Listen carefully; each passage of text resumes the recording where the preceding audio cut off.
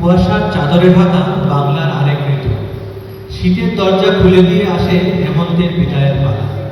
শীতের সমারোহ অপূর্ব। এই ঋতুর স্থায়িত্ব মাঝারি হলেও তা প্রকট।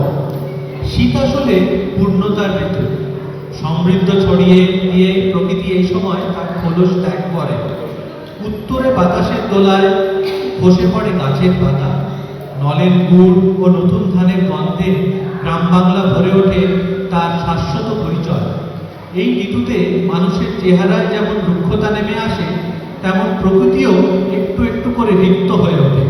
তবুও আমরা বলি পৌষ তোদের ডাকবে।